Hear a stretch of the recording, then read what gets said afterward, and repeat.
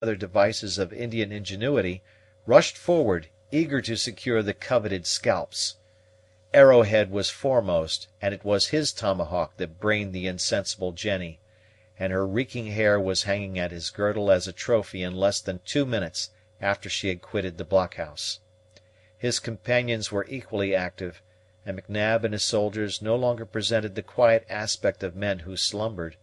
They were left in their gore, unequivocally butchered corpses.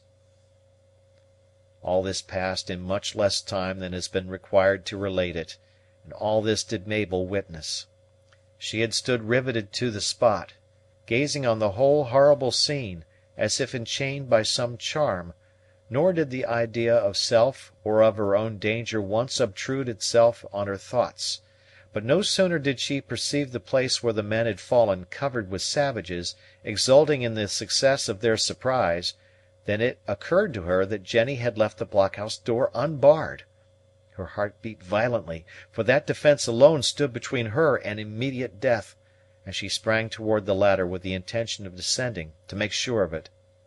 Her foot had not yet reached the floor of the second story, however, when she heard the door grating on its hinges, and she gave herself up for lost.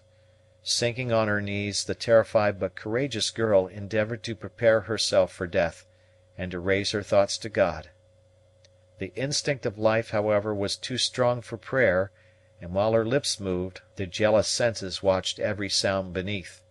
When her ears heard the bars, which went on pivots secured to the centre of the door, turning into their fastenings, not one, as she herself had directed, with a view to admit her uncle should he apply, but all three, she started again to her feet, all spiritual contemplations vanishing in her actual temporal condition, and it seemed as if all her faculties were absorbed in the sense of hearing.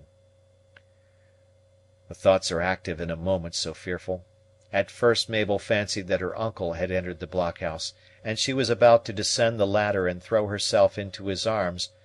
Then the idea that it might be an Indian, who had barred the door to shut out intruders while he plundered at leisure, arrested the movement. The profound stillness below was unlike the bold, restless movements of Cap, and it seemed to savour more of the artifices of an enemy.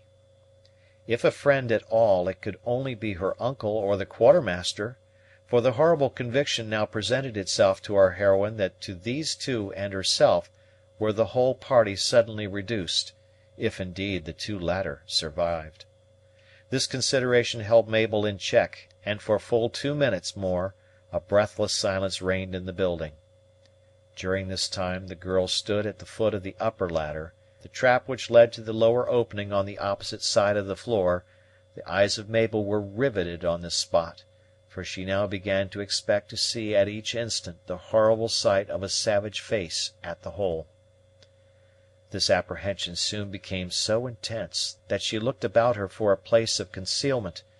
The procrastination of the catastrophe she now fully expected, though it were only for a moment, afforded a relief. The room contained several barrels, and behind 2 of these Mabel crouched, placing her eyes at an opening by which she could still watch the trap. She made another effort to pray, but the moment was too horrible for that relief. She thought, too, that she heard a low rustling, as if one were ascending the lower ladder with an effort at caution so great as to betray itself by its own excess. Then followed a creaking that she was certain came from one of the steps of the ladder, which had made the same noise under her own light weight as she ascended. This was one of those instants into which are compressed the sensations of years of ordinary existence. Life, death, eternity, and extreme bodily pain were all standing out in bold relief from the plane of everyday occurrences, and she might have been taken at that moment for a beautiful pallid representation of herself, equally without motion and without vitality. But while such was the outward appearance of the form, never had there been a time in her brief career when Mabel heard more acutely, saw more clearly, or felt more vividly.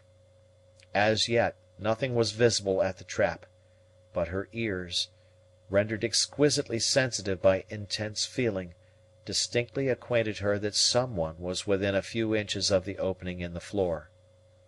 Next followed the evidence of her eyes, which beheld the dark hair of an Indian rising so slowly through the passage that the movements of the head might be likened to that of the minute hand of a clock.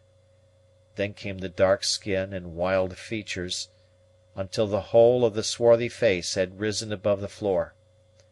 The human countenance seldom appears to advantage when partially concealed, and Mabel imagined many additional horrors as she first saw the black roving eyes, and the expression of wildness as the savage countenance was revealed, as it might be, inch by inch; but when the entire head was raised above the floor, a second and a better look assured our heroine that she saw the gentle, anxious, and even handsome face of June.